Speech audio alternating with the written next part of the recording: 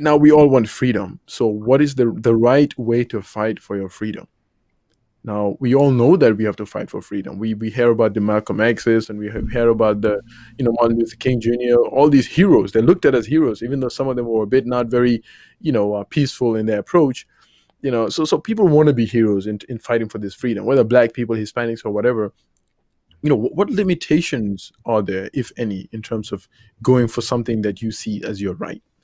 Even Mm. before the limitations, I think it's also important that the people you mentioned, MLK or Malcolm X, they were called radicals in their time.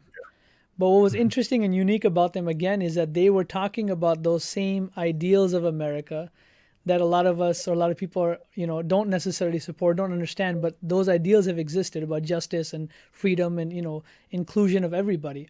And I think at the same time, if you look back in history and look at the KKK, for example, you find them also called radicals, but they didn't, they didn't bring people to those ideals of America. They brought up violence and hatred towards each other. So I think also to be able to just define the two, it's also important to see, where you can judge the scenario yourself. Mhm. Mm. Like there was this one. This isn't related to your point, but there's this one answer I was listening to by the fourth Khalifa recently, where he was explaining the situation in India. Because we as Jamaat Ahmadiyya, we don't support breaking the laws, and even that civil disobedience that Gandhi was doing.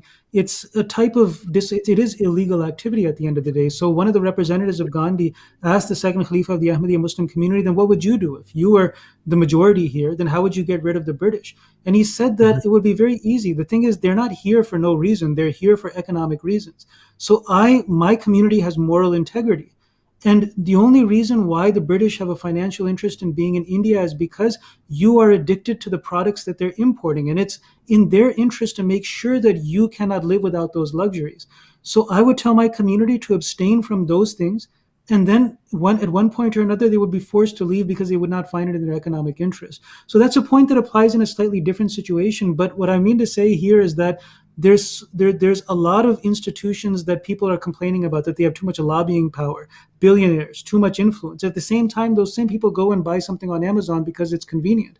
The thing is that if a people Yeah. collectively have moral integrity and they say that no, we object, and so we're going to fight against these financial institutions that are misusing our political system, then that's a way to take back our country, or that's a way for those people to take back their country. So I sympathize Yeah. with their efforts, but then we have to remove that materialism. We have to remove that slavery that we have to those, financial interests, those companies that, And yeah. they have us. And that's where sacrifice comes in, right? And I was similar to what you just said. I was reading this article on what some DoorDash drivers, they had this community on Facebook. So what they would do is they say DoorDash pays us very small amounts for deliveries, small deliveries like $1. You have to drive for like 7 minutes. So they said, look, us as a community, and it's 20,000 of them. They say in this whole area, whenever they offer a delivery for less than $3, everyone boycotts.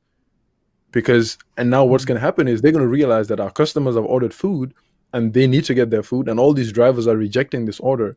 So now we have to increase the pay. So when they did that, DoorDash started to increase the pay. So this is what numbers can do as well. But the problem And is some people are yeah, going to sneak around and try to do it on their own, and no, it yeah. collapses the whole effort.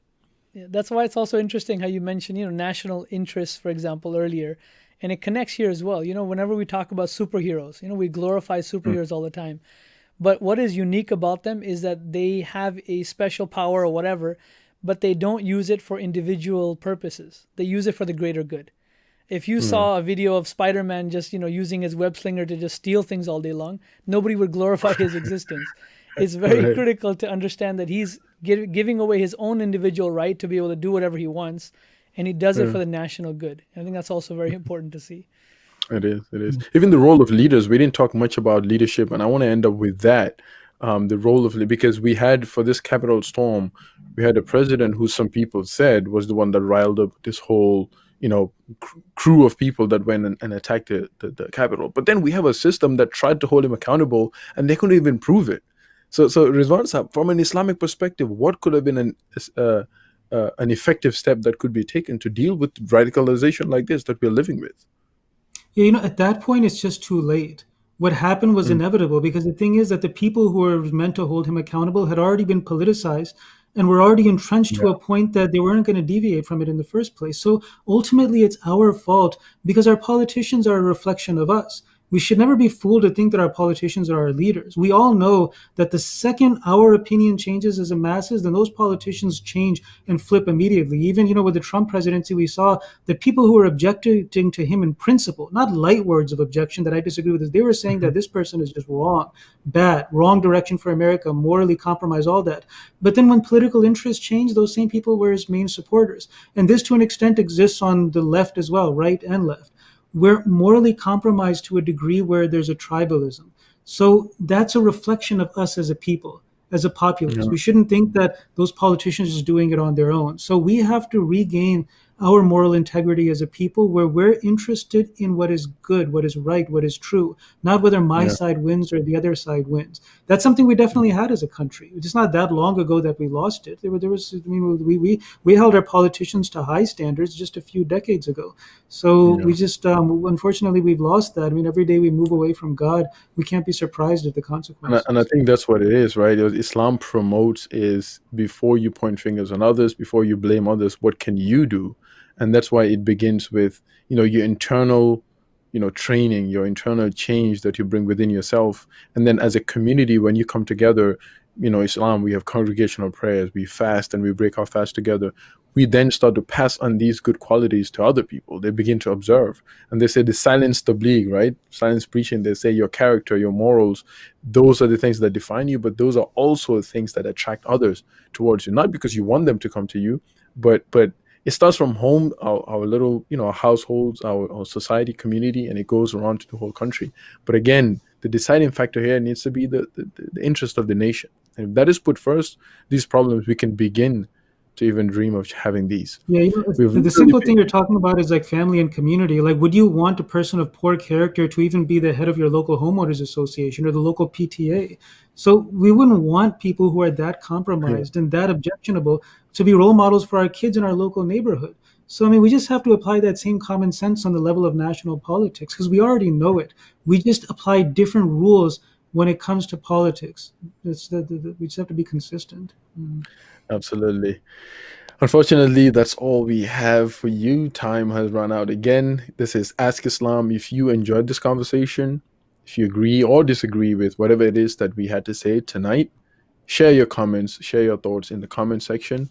You can subscribe to the channel, and this way, whenever we come live, you hit the bell icon, that is to be notified that something has come up new. But it's every Wednesday at 8 p.m. Eastern Standard Time that we come live to you.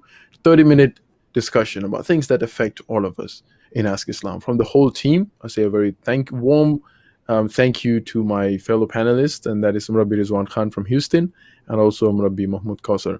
To you, our viewers, you can watch other episodes on www.askislam.us, and you can also share your thoughts, email us, tell us feedback by sending them to info@askislam.us. That's all we have for you tonight.